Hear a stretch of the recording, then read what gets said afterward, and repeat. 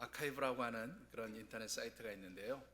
이 사이트는 전 세계에서 발표되어지는 물리학 혹은 수학, 또 컴퓨터 과학, 생물학, 금융, 통계 등 거의 모든 학술 분야에서 발표되어지는 논문을 무료로 수집하고 또 그것을 배포하고 소개하는 그런 사이트입니다. 지금까지 등재되어 있는 이 사이트에 등재되어 있는 논문의 수가 한 200만 편 정도 되니까요. 굉장히 방대한 양인데요. 여러분들이 한번 가서 찾아보셔도 좋겠어요. arxiv.org, 아카이브라고 하는 archive.org라고 하는 그런 사이트인데, 제가 이제 공부를 하면서 이런저런 자료들을 찾아보다가 이 사이트에서 아주 재미있는 논문을 하나 발견을 했어요. 그 논문 제목이 뭐냐면, 원래 제목은 이게 아닌데 제가 우리말로 여러분들이 이해하기 쉽게 제가 좀 의역해서 소개를 드립니다.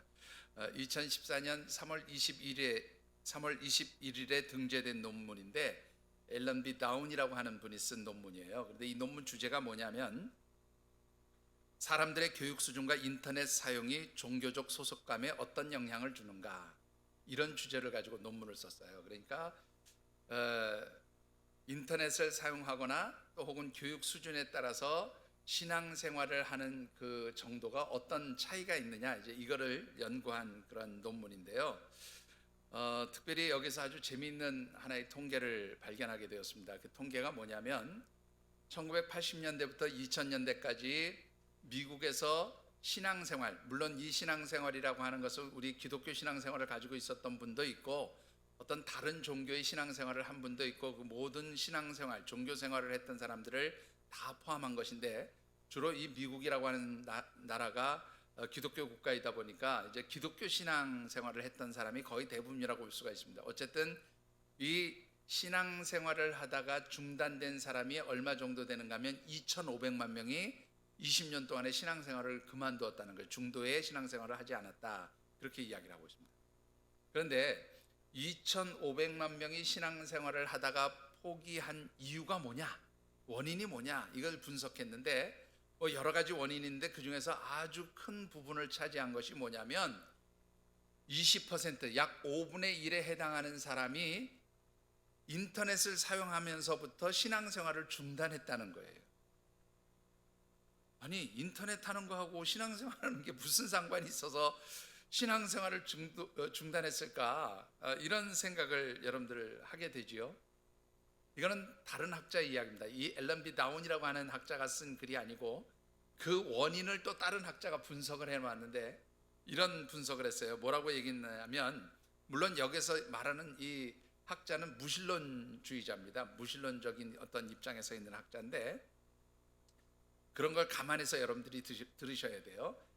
인류 역사상 사람들이 종교활동, 곧 신앙생활을 하게 되어지는 이유는 자신이 해결할 수 없는 어떤 힘들고 어려운 문제들을 만났을 때에 이 힘든 문제들을 해결하기 위해서 사람, 곧 자신보다도 더 큰 힘을 지닌 신적인 존재에다가 자신의 문제를 의뢰함으로 인해서 심리적 평안함을 누리기 위해서 신앙생활을 한다는 거예요.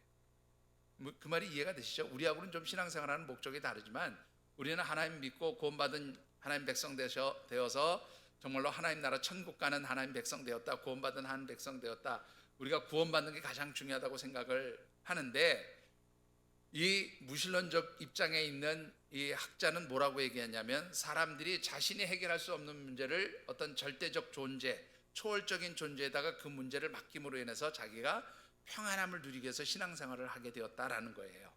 자, 그런데 문제는 우리 하나님이 그렇다는 얘기가 아니에요. 이 학자 얘기가 그런 얘기입니다. 사람들이 자기가 의지하는 신에다가 자기의 문제를 열심히 내어놓는다는 거예요. 이 문제를 해결해 달라고 열심히 요청을 하는데 신이 대답을 하지 않는다는 거예요. 맞습니까, 여러분들? 여러분들이 하나님 앞에 모든 문제들을 막 내어놓으면 하나님이 아무런 대답도 안 하십니까? 왜 여러분들 대답이 없으세요? 그렇게 생각하십니까, 여러분들? 여러분들도 별로 하나님께 응답을 못 받아보셨는 모양이군요. 예? 아무튼 이 학자에 따르면 열심히 신에게 자기의 문제를 해결해 달라고 요청을 했는데 신이 응답이 없었다는 거예요. 그러다 보니까 사람들이 신앙생활하는 것에 재미를 못 느낀다, 지쳐버렸다 그 말입니다. 그래서 사람들이 자신의 문제에 대해서 해답을 찾기 위해서 무엇을 보기 시작했냐면 인터넷을 들어가기 시작했다는 거예요. 근데 인터넷에 들어가 가지고 내가 지금 현재 처해 있는 문제들을 질문을 탁 던지면 인터넷에서 답이 다 나온대요. 특히 이 인터넷 사이트에서 가장 위력적인 힘을 발휘하는 기업이 하나 있는데 어떤 기업인가 하면 구글이라고 하는 기업이에요. 뭐 지금도 우리가 인터넷 창을 열면 거의 제일 먼저 뜨는 그러한 사이트라고 할 수도 있는데, 이 구글이라는 기업에서 만든 사이트에다가 내가 궁금한 점을 질문을 딱 던지면 즉각적으로 그 안에서 해답이 나오는데, 답도 하나만 나오는 게 아니고 여러 개가 쫙 나온다는 거예요. 그러니까 이 인터넷 구글이라는 기업은 전 세계 모든 사람들이 질문을 하면 그 질문에 대한 모든 답을 다 주는 거예요. 문제에 대한 답을 다 주는 거예요. 여러분들, 이 구글에 접속해서 내가 궁금한 점을 물어보는 질문의 양이 1년에 얼마 정도 되는지 아십니까? 수십억 건이 넘어요. 수십억 건이. 근데 그 수십억 건을 질문을 딱 올려놓으면 그 자리에서 해답이 다 나온대요. 한 개만 나오는 게 아니라 여러 가지 종류의 답이 나온다는 겁니다. 그러니까 사람들이 더 이상 누구를 의지하잖아요. 내가 아무리 요청해도 응답 없는 신을 찾는 게 아니라 인터넷에 구글에 가서 물어본다는 거예요. 재미있죠? 그런데 그렇게 구글이 사람들에게 많은 답을 주니까 인터넷상에서 이 구글은 마치 무엇과 같은 존재가 되었냐면 하나님과 같은 존재가 되었다, 신과 같은 존재가 되었다, 그렇게 얘기를 하고요. 그렇게 사람들이 많이 묻고 답을 줄 수 있는 능력 때문에 이 인터넷 기업 구글은 플랫폼 기업이 되었다, 그렇게 이야기를 맺고 있습니다. 자, 여러분들 다시 한번 여러분들에게 질문해 보겠습니다. 여러분들 인터넷 기업 구글에 들어가서 여러분들의 문제를 질문으로 던져 놓으면 거기에서 모든 해답이 다 나온다고 믿으십니까? 여기에서 아멘하면 이게 문제가 심각한 거예요. 어떻게 생각하십니까? 믿으십니까? 아니요가 나와야죠. 자, 여러분들 아무리 인터넷상에서 우리의 고민하는 문제들에 대한 답을 준다고 해도 그 답이 우리의 삶의 문제들을 해결해 줄 수 없다는 것은 아마 여러분 모두가 동의하시는 그런 일이라고 생각이 되어집니다. 여러분들, 과연 이 구글이라는 기업이 다른 말로 표현하면 하나님을 대신할 수 있느냐라는 거예요. 하나님 대신할 수 없는 것이죠. 자, 우리 하늘쌤께 20번째 생일이 있는 이 10월달 우리가 함께 묵상하는 말씀의 주제입니다. 같이 한번 우리 주제 말씀을 읽어보십시다. 하늘쌤, 영적 플랫폼이 되어야 합니다. 한 번 더 읽어보시죠. 하늘쌤, 영적 플랫폼이 되어야 합니다. 자, 교회라고 하는 신앙 공동체는 예수 그리스도를 통해서 구원받은 하나님의 백성들이 모여있는 영적 공동체를 의미합니다. 그렇지만 우리 하늘샘 교회가 단순히 구원받은 신앙 공동체, 영적 공동체인 것을 넘어서서 영적인 플랫폼이 되어지기 위해서는 우리 교회가 어떠해야 하는가, 또 우리 교회가 어떤 모습을 갖추어야 하는가 하는 점에서 우리 10월달 말씀을 묵상하고 있습니다. 특별히 그래야 하는 이유는 우리 교회가 하나님께서 주신 그 사명과 사역의 비전들을 이루어가기 위해서는 하나님 주시는 은혜를 받아야 되죠. 하나님 주신 능력을 받아야 돼요. 하나님 주시는 축복을 받아야 되고, 그렇게 하나님 주시는 은혜와 그 축복을 통해서 이 세상을 향해서 하나님 주시는 그 놀라운 은혜들을 전할 수 있는 그런 영적 플랫폼, 영적 교회가 되기 위해서는 우리 교회가 어떤 모습을 갖추어야 하느냐, 그런 관점에서 우리가 말씀을 묵상하고 있습니다.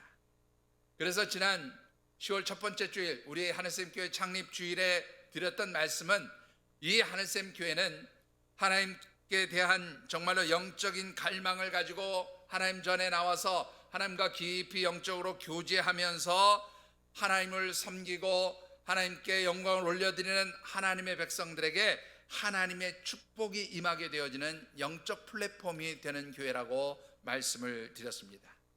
그리고 지난 두 번째 주일에 드린 말씀은, 우리 하늘샘 교회는 이 세상에서 영혼의 갈급함을 느끼며 살아가는 사람들에게 그 갈급한 영적 갈망을 채워주는 그런 영적 플랫폼 교회가 되어야 한다는 말씀도 드렸습니다.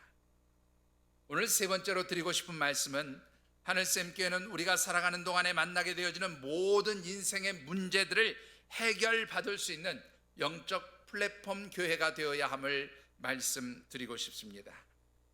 오늘 우리에게 주신 하나님의 말씀은 특별히 이제 사사시대에 있었던 그 내용을 기록하는 그런 말씀의 서론에 해당되어지는 부분입니다.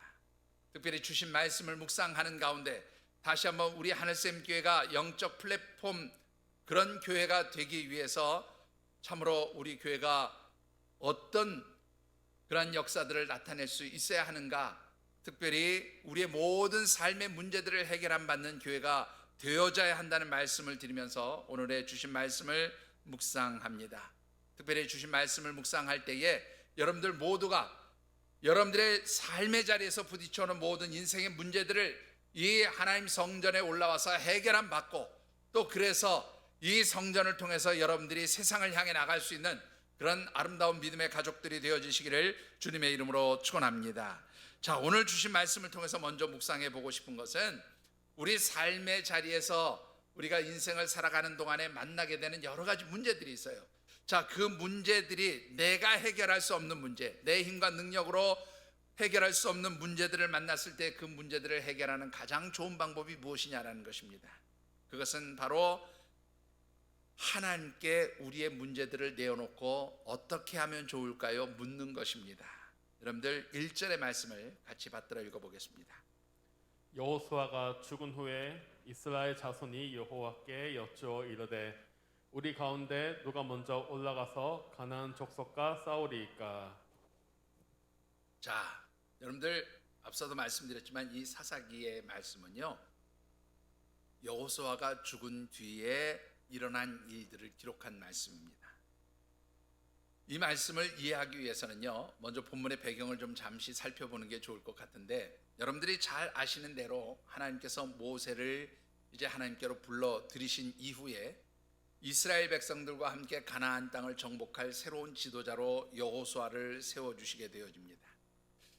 그리고 여호수아는 하나님의 명령과 말씀에 따라서 이스라엘 백성들과 함께 이제 약속의 땅, 하나님이 언약으로 주신 이 가나안 땅을 한 걸음 한 걸음 정복해 나가기 시작합니다. 자, 그런데 열심히 이 가나안 땅을 정복해 가는 과정에서 특별히 이스라엘의 12지파 중에서 5지파만이 기업을 분배받았고 아직 7지파가 기업 분배를 받지 못한 상황에서 하나님께서 이 여호수아를 야, 이제 너도 그만 살고 와라 그러고 부르셨어요. 그래서 여호수아도 죽었습니다. 그런데 모세를 부르실 때는 여호수아라고 하는 새로운 지도자를 세워주셨지만 하나님께서 이 여호수아를 부르신 뒤에는 새로운 지도자를 세워주지 않으셨어요. 자, 그러다 보니까 이스라엘 백성들이 갑자기 지도자가 없는 그런 공동체가 되어버리고 만 것입니다. 지도자가 없다 보니까 어떻게 해요? 이 이스라엘 백성들이 자기들이 무엇을 해야 될지, 어떤 결정을 내려야 될지, 또 뭐 자신들이 어떻게 살아가야 될지, 이런 아무것도 결정 내릴 수 없는 그런 영적 혼란기에 빠지게 되어졌다라는 것입니다. 자, 뿐만 아니라 이 여호수아가 있을 때는요, 이스라엘 백성들이 가나안 땅을 정복하는 방법이 어떤 것이었는가 하면 전체 이스라엘 백성들이 한 곳에 모여서 진을 치고 여기에서 선택되어진 군사들이 나가서 이 가나안 땅에 있는 주요한 성읍들을 공격하고 점령하는 방식이었어요. 그래서 또 하나의 성읍, 하나의 이 땅을 차지하고 나면 또 거기에서 이제 기업을 분배하고 또 다른 땅을 향해서 정복 전쟁을 나가고, 이렇게 전체가 함께 모여서 움직이는 방식으로 가나안 정복 전쟁을 치루었습니다. 그런데 이 여호수아가 죽고 난 이후에는 이 정복 전쟁의 방식이 바뀌었어요. 어떻게 바뀌었는가 하면 각 지파가 자기들에게 분배되어진 그 땅을 각자 알아서 전쟁을 치러서 차지하는 그런 방식으로 바뀌어져 버렸단 말입니다. 그러다 보니까 이 이스라엘의 모든 지파들이 두려움이 생겼어요. 여러분들이 아시는 대로 이 가나안 족속들이 얼마나 강한 족속입니까? 잠시 후에 다시 한번 말씀을 드리겠지만 이스라엘 백성들이 가나안 땅에 정탐꾼을 보내었을 때에 그들이 만난 그 아낙 자손을 보면서 무슨 말을 합니까? 그들은 거인입니다. 그들의 성읍은 견고합니다. 그래서 우리가 그 성읍을 무너뜨릴 수 없습니다. 이렇게 말할 정도로 강한 민족, 강한 부족들이 살고 있었어요. 그런데 이런 강한 부족과 전쟁을 치러야 되는데 이스라엘 백성들 전체에서 뽑은 군사가 아니라 지파가 가서 싸워야 되니까 두려워질 수밖에 없는 거죠. 자신들이 해결할 수 없는 그런 어려운 상황에 직면해 있다고 느끼게 되었다고 하는 것입니다. 자, 한마디로 지도자의 부재와 또 어떻게 이 가나안 정복 전쟁을 치러야 하는지 자신들이 결정하고 판단할 수 없는 그런 아주 극심한 어려운 상황에 처해 있을 때에 오늘 이스라엘 백성들이 한 일이 무엇이냐라는 거예요. 그것은 바로 이스라엘 자손이 여호와 하나님께 여쭈어보았다, 하나님께 물어보았다는 겁니다. 자, 여러분들 이 여쭈어보다는 말은요, 원문 성경에 보면 샤알이라고 하는 단어를 쓰거든요. 근데 이 샤알이라고 하는 단어가 아주 재미있는 단어예요. 여러분들 잘 들어보세요. 샤알이라는 말은 말 그대로 묻는다는 거예요. 내가 모르는 것이 있으니까 물어봐야죠. 묻는다는 말이에요. 근데 샤알이라는 단어에 빼라고 하는 단어가 붙어요. 이게 전치사인데 이 전치사는 역할이 뭐냐면 뒤에 오는 명사와 앞에 있는 동사가 어떤 관계에 있는지를 설명해 주는 단어예요. 그러니까 샤알, 물어보았다, 빼, 그 다음에 뒤에 오는 명사가 무슨 단어이냐면 여호와, 하나님이라는 단어가 왔어요. 그러니까 이 빼라는 단어는 하나님께 물어본다라는 뜻인데 이런 문장을 쓰는 경우에 특별히 그 의미가 좀 달라져요. 단순하게 물어보는 뜻이 아니라 히브리어 성경에서는 이렇게 하나님께 물었다라는 말이 나올 때는 이게 무슨 뜻이 되는가 하면 하나님께 기도했다, 하나님께 상담을 요청했다, 그런 말이 돼요. 그러니까 이스라엘 백성들은 자신들이 해결할 수 없는 문제를 만났을 때 누구에게 갔어요? 하나님께로 가서 하나님께 묻고 자신들의 문제를 어떻게 하면 해결할 수 있는지 하나님께 어떻게 의논했다는 거예요. 하나님께 상담을 요청했다는 거예요. 하나님께 이 문제를 해결해 달라고 답을 요청했다, 그런 말입니다. 자, 그런데 여기서 또 한 가지 중요한 것을 우리가 좀 짚고 넘어가야 되겠습니다. 여러분들, 이스라엘 백성들이 어떤 장소에서 하나님께 나아가고 어떤 방법으로 문제를 해결했을까요? 오늘 본문에는 나와 있지 않습니다. 그런데 우리가 참고 말씀을 보면 그 이스라엘 백성들이 어디로 가서 하나님께 물었고 또 어떤 방법으로 이 문제를 해결했는지를 살펴볼 수 있는 방법이 있는데, 여러분들 여호수아서 18장 1절과 2절 10절에 보면 그 내용이 나와 있어요. 같이 한번 읽어보시죠. 여호수아서 18장 1절과 2절입니다.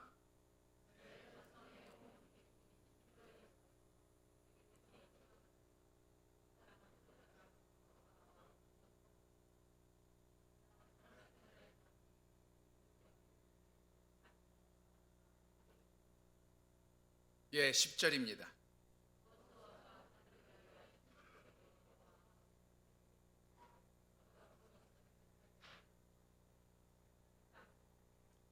자, 여러분들 부연 설명이 필요하겠죠. 조금 전에 말씀을 드렸던 대로 여호수아가 죽기 직전에 이스라엘 백성들 12지파 중에서 5지파만 기업을 분배받았어요.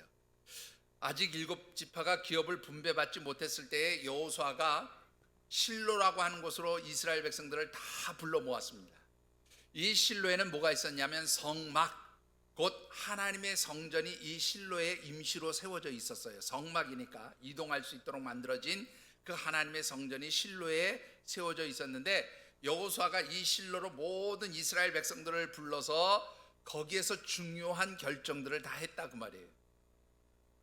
자, 그런데 어떤 방법으로 했느냐? 여기에 보니까 제비뽑기를 했어요. 그런데 꼭 제비뽑기만 한 것은 아니고요, 다른 방법도 있었습니다. 민수기 같은 곳에 보면 이스라엘 백성들이 중요한 것을 하나님 앞에 물어볼 때는 제사장의 의복 가운데 우림과 둠밈이라고 하는 것이 있어요. 여러분들, 우리 보통 제가 이 특별한 절기 때가 아니면 가운을 안 입는데, 보통 가운을 입으면 여러분들 이렇게 목회자들의 여기 그 스토리라고 하는데 이렇게 후드 같은 거 이렇게 둘러서 내리는 거 있어요. 그런 것처럼 이 제사장들의 의복 가운데 이렇게 걸쳐서 위에 조끼처럼 그렇게 걸쳐놓는 그런 의복이 하나 있는데 여기에는 두 개의 주머니가 있습니다. 이 두 개의 주머니에 한 곳은 흰 돌이 들어가 있고 한 곳은 검은 돌이 들어가 있는데 이 옷을 뭐라고 그러냐면 우림과 둠밈이라고 그래요. 그런데 이 우림과 둠밈에는 그 두 개의 주머니 사이에 흰 돌과 검은 돌이 들어가 있습니다. 근데 그 하나님께 물을 때는 어디에 흰 돌, 검은 돌이 있는지 아무도 몰라요.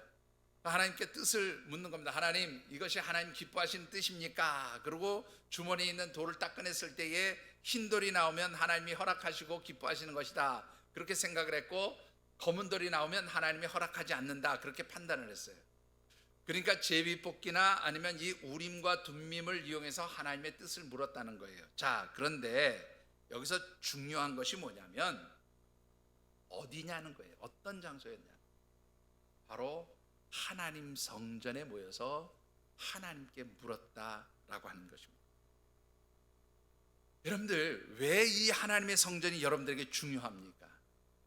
여러분들이 살아가면서 만나게 되는 모든 인생의 문제들에 대한 해답을 하나님께 물어야 하는데, 그 하나님께 물어야 하는 장소가 어디에 올라와서요? 하나님의 성전에 올라와서 하나님께 묻고 하나님께서 주시는 답을 들어야 하는 곳, 바로 이것이 하나님의 성전이라 하는 것입니다. 그러면 여러분들이 생각할 때, 아니 하나님께 묻는 거 어디에서나 아무 데서나 물어도 되지 뭐 꼭 성전에 올라와야 됩니까? 라고 그렇게 여러분들이 생각하실 수 있어요. 왜 우리가 하나님의 성전에 올라와서 하나님께 묻고 또 이 성전에서 하나님의 답을 들어야 하느냐라는 것인데요, 여러분들 참고 말씀입니다. 열왕기상 8장 37절로부터 39절까지의 말씀을 우리 같이 한번 받들어 읽어보겠습니다. 만일 이 땅에 기근이나 전염병이 있거나 곡식이 시들거나 깐부기가 나거나 메뚜기나 황충이 나거나 적국이 와서 성읍을 에워싸거나 무슨 재앙이나 한 사람이나 혹 주의 백성 온 백성 이스라엘이 다 각각 자기의 마음의 재앙을 깨닫고 이 성전을 향하여 손을 펴고 무슨 기도나 무슨 간구를 하거든 주는 계신 곳 하늘에서 들으시고 사하시며 각 사람의 마음을 아시오니 그들의 모든 행위대로 행하사 갚으시옵소서. 주만 홀로 사람의 마음을 다 아심이니이다. 아멘. 여러분들, 이 말씀 여러분들이 잘 아시는 대로 솔로몬이 예루살렘 성전을 건축하고 하나님 앞에 봉헌 드리면서 한 기도의 내용이에요. 자, 그런데 이 기도의 내용을 보면 기근, 전염병, 곡식이 병드는 것이나 곡식에 해충이 생기는 것, 적이 와서 성읍을 에워싸는 전쟁이 일어나는 것, 그야말로 무슨 재앙이나 무슨 그러한 그 질병은 다 어떻게 해요? 우리 인간의 힘으로 해결할 수 없는 문제들인 거예요. 이런 해결할 수 없는 문제들이 생겼을 때에 하나님의 성전에 올라와서 기도하면, 한 사람이든지 아니 모든 이스라엘 백성들이든지 하나님 앞에 와서 기도하면 어떻게 해요? 하나님이 들으시고 그 문제를 해결해 주십시오라고 요청한 겁니다. 이 말씀대로 이 성전은 하나님께서 우리의 기도를 들으시는 장소예요. 여러분들이 하나님 앞에 무엇이든지 요청하고 물어보면 하나님께서 임재하셔서 여러분들에게 답을 주시는 장소가 바로 이 하나님의 성전이라 그런 말입니다.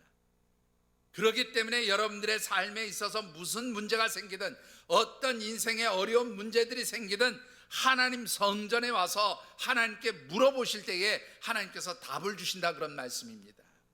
여러분들 인터넷 기업에 가서 내 문제가 이건데 어떻게 하면 해결할 수 있습니까? 백날 해보세요. 문제가 해결되는지. 해결되지 않는다고 말입니다. 여러분들의 문제는 누구에게 답이 있어요? 하나님께 답이 있다는 사실을 여러분들이 잊지 않게 되기를 주의 이름으로 축원합니다. 자, 왜 또 하나님께 물어야 되는지를 말씀드릴까요? 역대상 10장 13절과 14절의 말씀도 같이 읽어보겠습니다. 사울이 죽은 것은 여호와께 범죄하였기 때문이라. 그가 여호와의 말씀을 지키지 아니하고 또 신접한 자에게 가르치기를 청하고 여호와께 묻지 아니하였으므로 여호와께서 그를 죽으시고 그 나라를 이새의 아들 다윗에게 넘겨주셨더라. 자, 여러분들, 사울이 왜 하나님의 책망을 받고 하나님의 심판과 징계를 당하게 됐는지 그 이유를 설명했는데, 여기에 보시면 사울이 하나님께 묻지 않은 것이 뭐라고요? 그것이 하나님 앞에 죄를 범한 것이다, 그것이 범죄다, 그렇게 말했어요. 자신의 문제에 대해서 자신이 나라를 다스리면서 누구에게 물어야 돼요? 하나님께 물어야 되는데 묻지 않았다는 거예요. 하나님 그것을 죄악으로 여기셨고 그래서 그를 죽이셨을 뿐만 아니라 그의 나라를 누구에게 넘겨주셨어요? 다윗에게 넘겨주셨다 그런 말입니다. 사랑하는 성도 여러분, 여러분들이 살아가면서 만나게 되는 모든 인생의 문제들을 여러분들은 어떤 방법으로 해결하십니까? 이미 하나님께서 그 문제들을 해결할 수 있는 방법들을 여러분들에게 알려주셨어요. 그것이 바로 뭐예요? 하나님 성전에 올라와서 기도하고 하나님께 답을 요청하라는 거예요. 그러면 하나님께서 그 답을 여러분들에게 주신다는 겁니다. 사랑하는 성도 여러분, 여러분들이 하나님 앞에 물을 수 있는데 묻지 않는 거, 이게 뭐예요? 죄라고 말씀하셨어요. 여러분들 참으로 하나님 앞에 물을 수 있는 그런 지혜로운 성도들이 되어주시기를 주의 이름으로 축원합니다. 하나님 성전에 올라와서 물을 때에 그것이 바로 하나님께서 여러분들에게 주시는 축복의 길이 열리는 거예요. 그런데 하나님 성전에 오르지 않고 하나님께 나오지 않고 하나님께 묻지 않으면 그게 뭐가 되는 거예요? 반대로 죄가 된다 그런 말씀.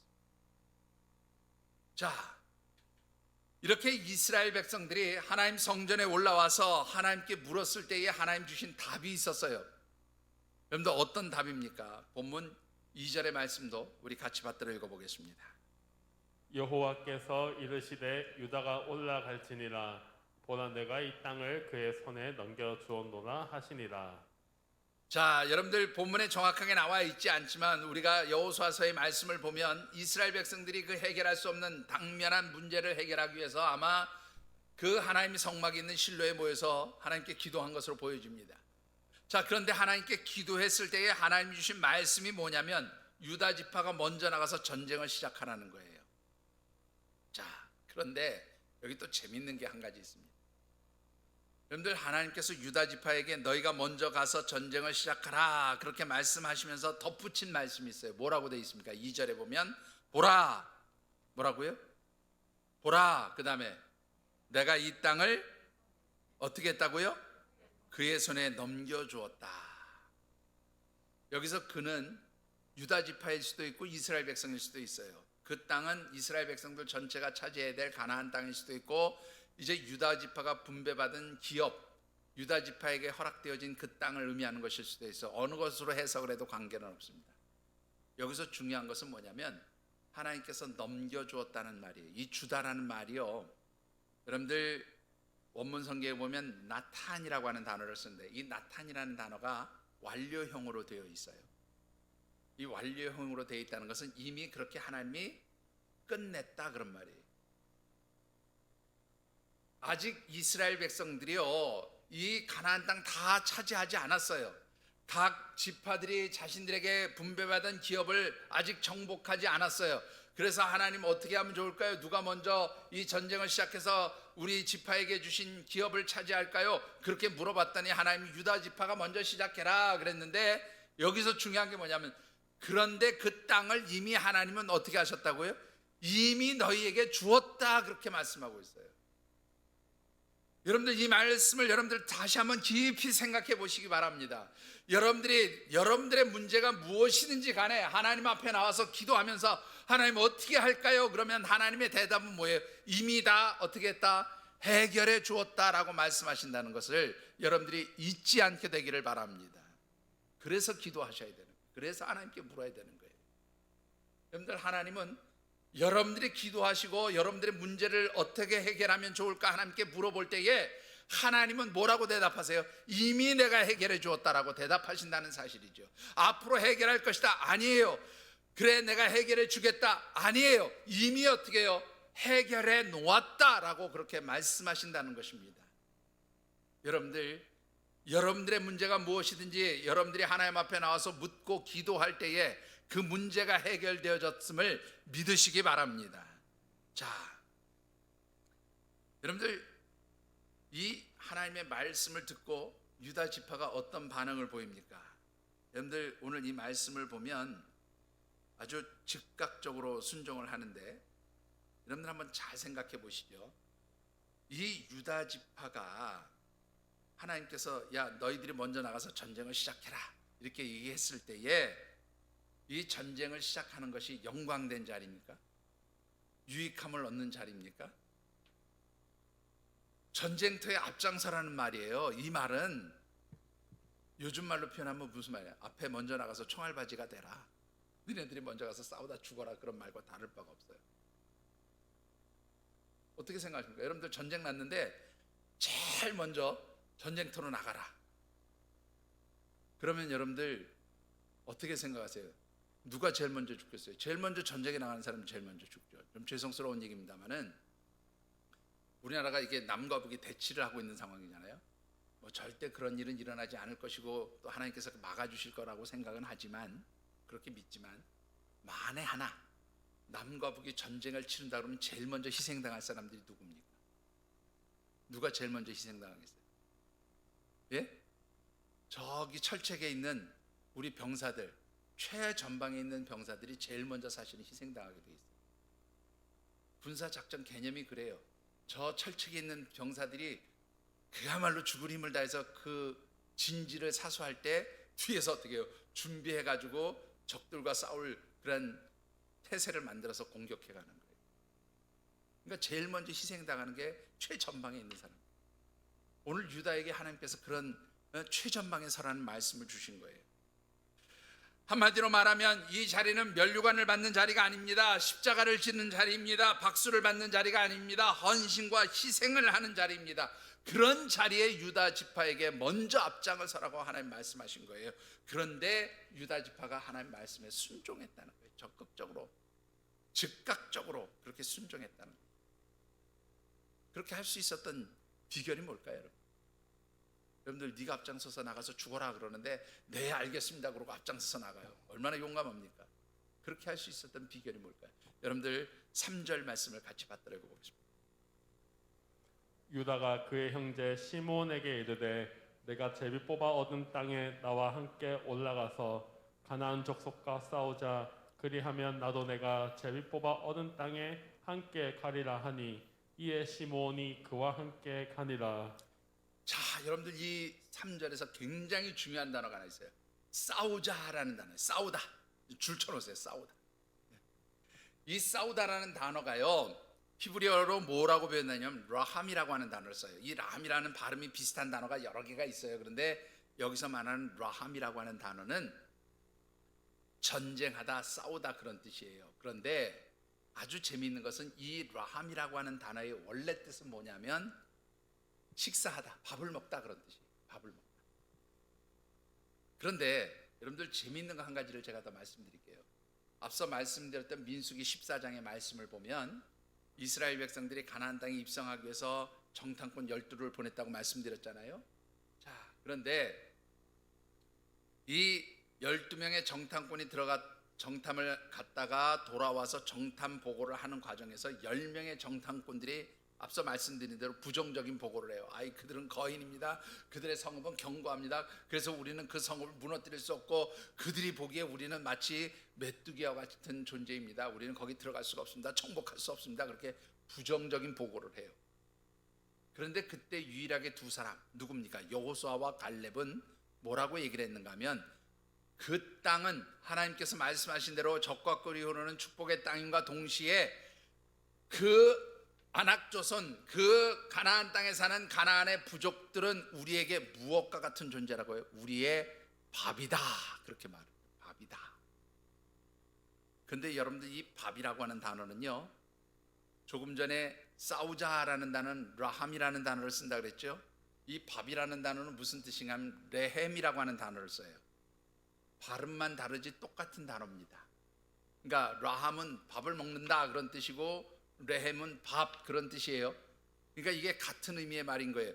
재밌는 것은 뭐냐면 이것을 풀어서 설명을 하면 유다 지파가 야, 시므온 지파, 우리와 같이 우리에게 주어진 기업을 차지하고 있는 가나안 족속 브리스 족속과 싸우러 나가자 그렇게 얘기를 하는데, 이 싸우러 나가자라는 말이 무슨 말이에요?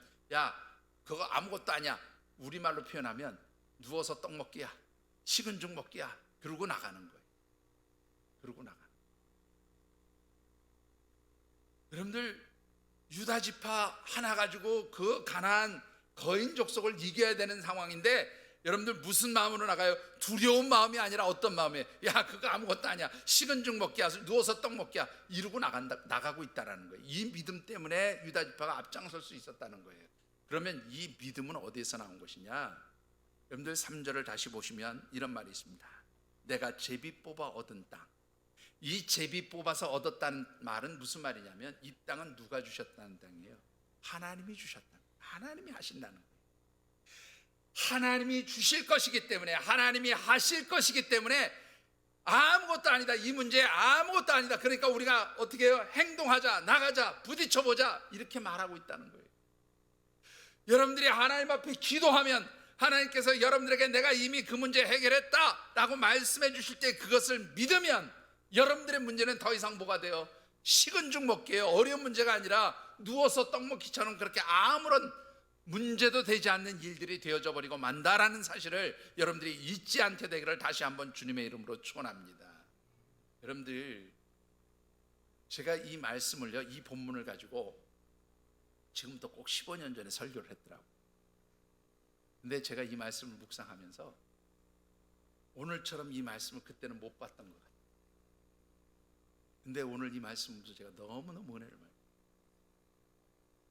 여러분들, 이 짧은 말씀 안에 얼마나 그 놀라운 하나님의 그 신비의 말씀, 지혜의 말씀들이 담겨져 있는지 정말로 저는 너무너무 감동스럽고 놀랍고 은혜가 됐어요. 여러분들은 어떠신지 모르겠어요. 여러분들이 하나님 앞에 기도하고 하나님께서 말씀하신 대로 순종하면 그 다음부터는 여러분들의 문제가 뭐예요? 이미 해결된 거예요. 여러분들 그 문제는 이미 해결됐기 때문에 식은 죽 먹기처럼 그렇게 아무것도 아닌 문제가 되어져 버린다, 그런 말이에요. 여러분들, 우리 하나님의 백성들은 이렇게 절대적으로 하나님을 신뢰하는 믿음이 있을 때에 행동할 수 있어요. 순종할 수 있습니다. 참으로 재미있는 것은요, 누가 이런 말을 했을까 하는 거예요. 누가 이런 말을 했을까? 누가 시므온 지파에게 가서 야, 저것들 누워서 식은 죽 먹기야, 떡 먹기야, 그러니까 우리 같이 싸우러 가자, 누가 얘기했을까요? 아마 그것은 이 유다 지파를 대표하는 족장이 얘기했겠죠. 근데 이때 당시 유다 지파의 족장이 누구였어요? 바로 갈렙이었어요. 그러니까 갈렙은 그 옛날 정탐을 들어갔을 때나 아니면 지금 몇십 년이 흘러서 가나안 땅을 정복하고 자기와 함께 정탐을 들어갔던 여호수아도 이미 하나님의 부르심을 받고 천국 갔지만 남아있는 갈렙은 아직도 무엇으로 살아가는 사람이에요? 믿음으로 살아가는 사람들이었다라는 것입니다. 여러분들, 바로 이 믿음의 사람 하나가 이 유다 지파와 시므온 지파에게 어떻게 해요? 힘을 주는 말을 했다, 그 말이죠. 여러분들 한 사람이 믿음을 가지고 있을 때 여러분들의 주변 사람들이 여러분들을 통해서 힘을 얻고 문제에 대해서 두려워하지 않고 도전할 수 있게 되는 줄을 믿으시기 바랍니다. 여러분들, 믿음의 사람은 그래서 나오는 입이 뭐예요? 말이 뭐예요? 부정적인 말이 아니에요. 할 수 없다가 아니에요. 할 수 있습니다. 하나님이 하셨습니다. 하나님이 이미 해결하셨습니다. 하나님이 이 문제를 식은 죽 먹기처럼 아무것도 아닌 것으로 만들어 놓으셨습니다. 이 믿음을 가지고 도전하는 사람이 바로 믿음의 사람인 줄 믿으시기 바랍니다. 여러분들, 이렇게 믿음으로 하나님께서 우리의 문제들을 해결해 주실 것이라는 응답을 받고 즉각적으로 행동하자고 그렇게 결심한 유다 지파가 그 다음에 한 일이 무엇입니까? 여러분들, 본문에 보면은요, 시므온 지파를 찾아가서 야, 우리 같이 가서 싸우자, 그렇게 도움을 요청해. 여기서도 한번 생각해 보시죠. 여러분들, 아니, 유다 지파가 하나님이 이미 이기게 해주신다고 말씀해 주셨잖아요. 그 땅을 차지하게 해주실 거라고, 이미 다 해결해 주실 것이라고, 그들을 그야말로 식은 죽 먹기처럼 아무것도 아닌 것이라고 말씀해 주셨잖아요. 그럼 그 믿음 가지고 혼자 나가서 싸우면 되잖아요. 자기 지파만 나가서 싸우면 되잖아요. 안 그래요, 여러분들? 하나님이 다 해결해 주셨는데 뭘 누구한테 도움을 요청해? 그냥 가면 되죠.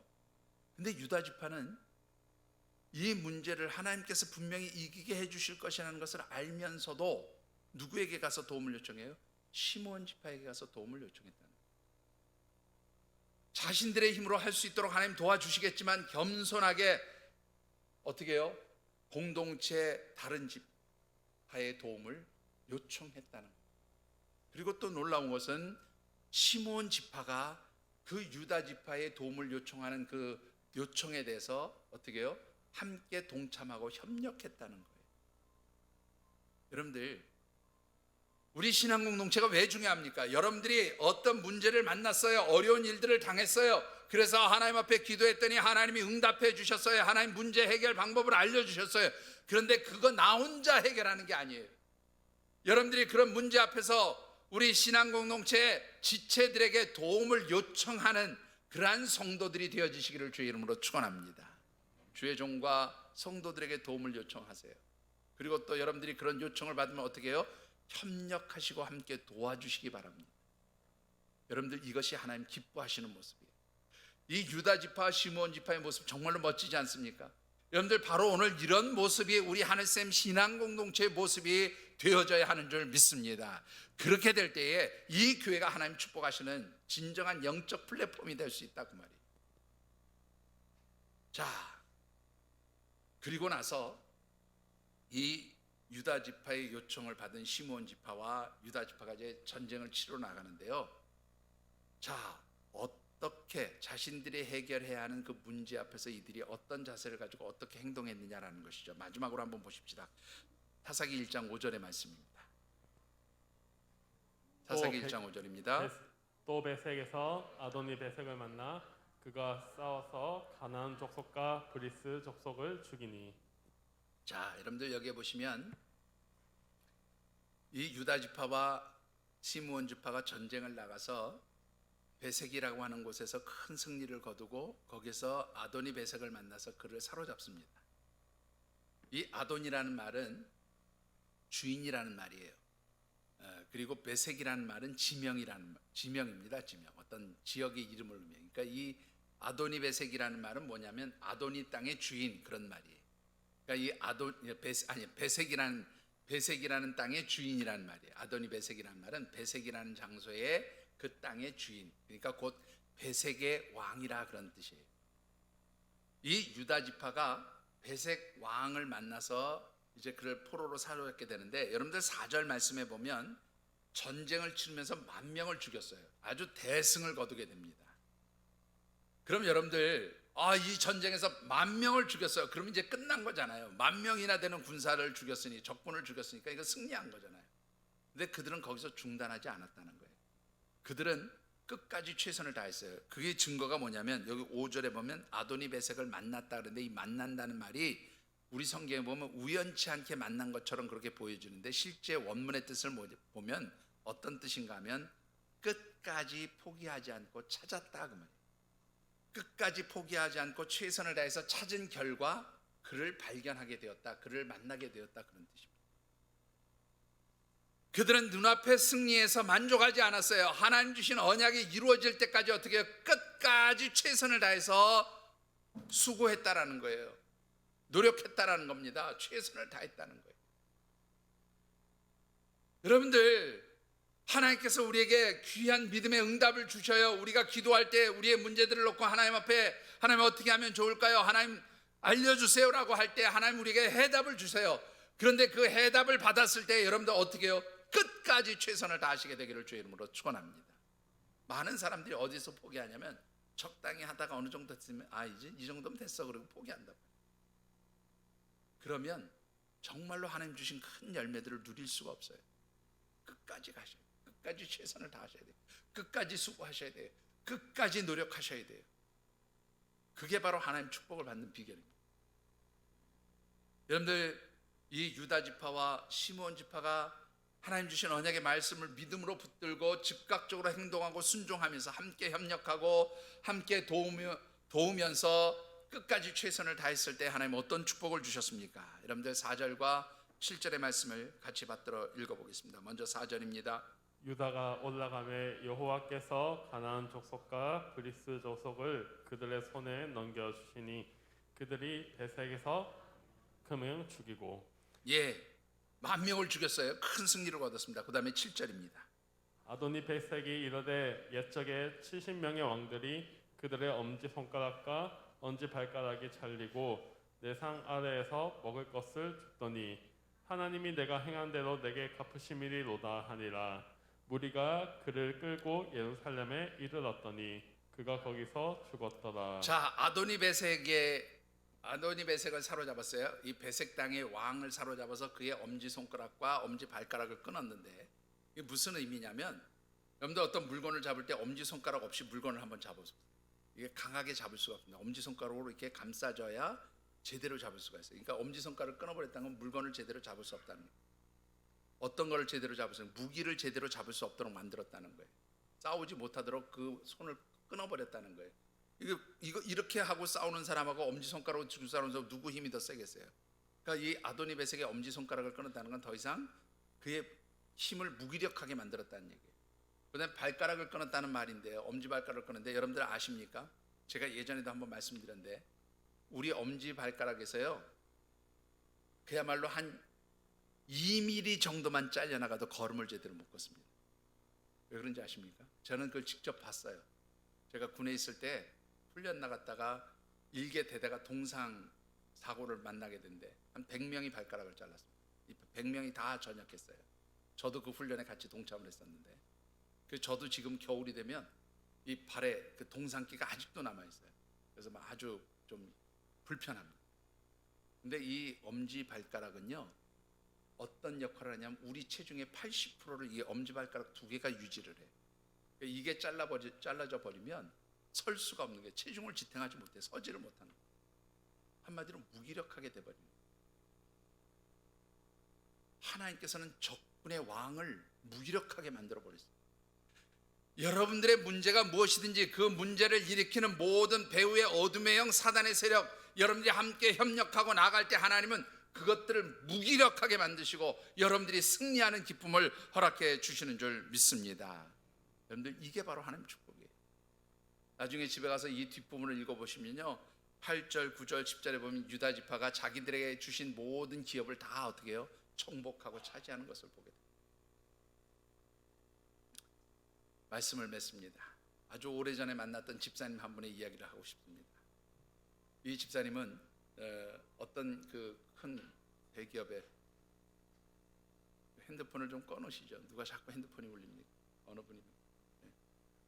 여러분들 우리 예배 드릴 때는 가능한 한 핸드폰을 좀 꺼놓고 들어오세요. 네. 제가 설교하는데 자꾸 방해가 돼. 자, 여러분들 이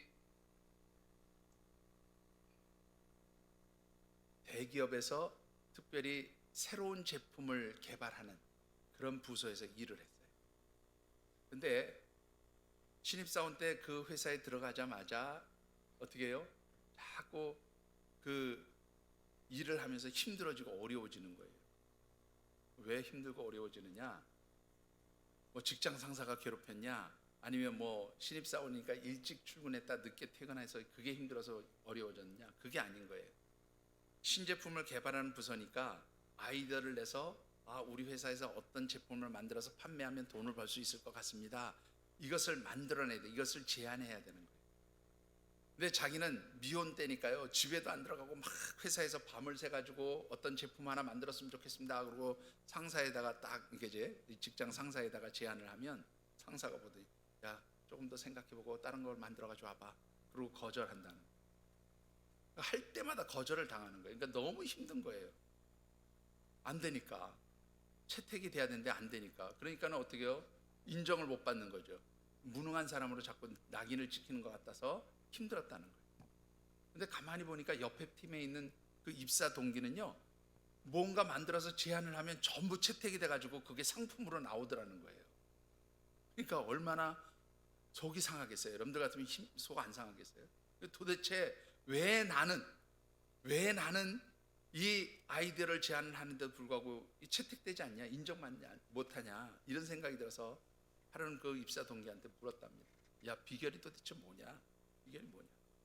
물었더니 이 동기가 한심하다는 듯이 쳐다보더니 내가 가르쳐줄 땐가 맛있는 거 사줘?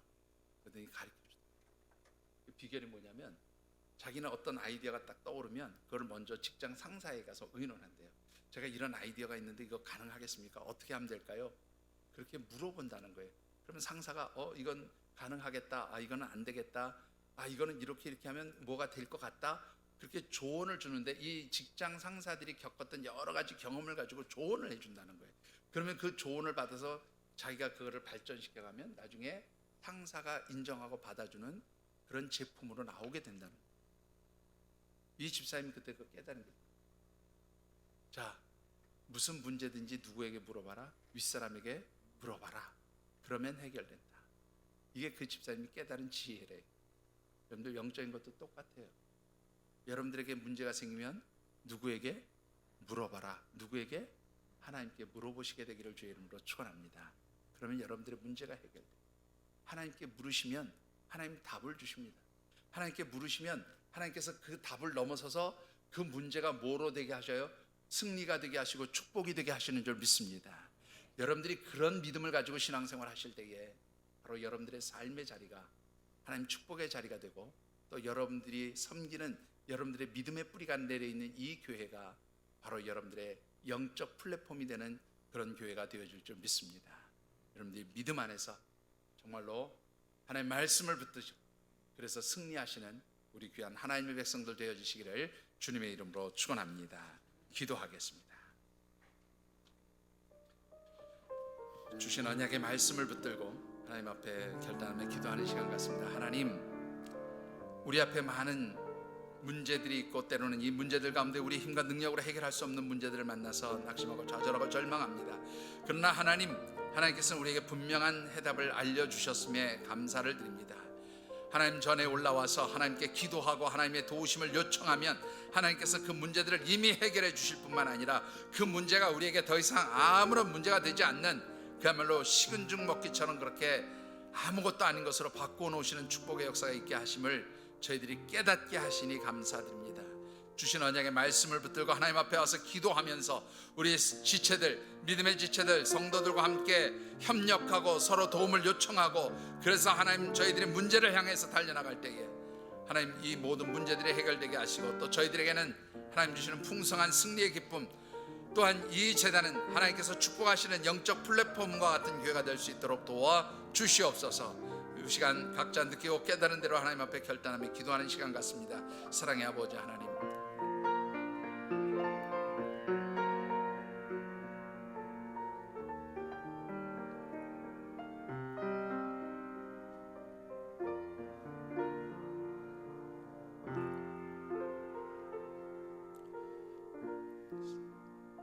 사랑의 아버지 하나님, 은혜를 감사드립니다. 늘 삶의 문제들 앞에 부딪혀 있지만 주시는 언약의 말씀을 붙들고 하나님 앞에 나와 기도할 때마다 하나님 응답해 주시고 문제의 답을 주신다고 약속해 주시니 감사와 찬양을 올려드립니다. 하나님, 어떠한 문제든지 하나님 성전에서 기도함으로 해결함 받을 수 있도록 도와주시고, 또 답을 주셨을 때 믿음으로 행동하며 우리 성도들과 함께 협력해서 우리의 문제들을 향하여 부딪혀갈 수 있는 담대함을 허락하여 주시옵소서. 그럴 때 하나님 저희들에게 큰 승리의 기쁨이 있게 하시고, 또한 주의 제단은 하나님이 축복하시는 영적 플랫폼으로서의 역할을 감당할 수 있도록 도와 주시옵소서. 감사함을 드리며 예수님 이름으로 간절히 축복하며 기도드리옵나이다. 아멘.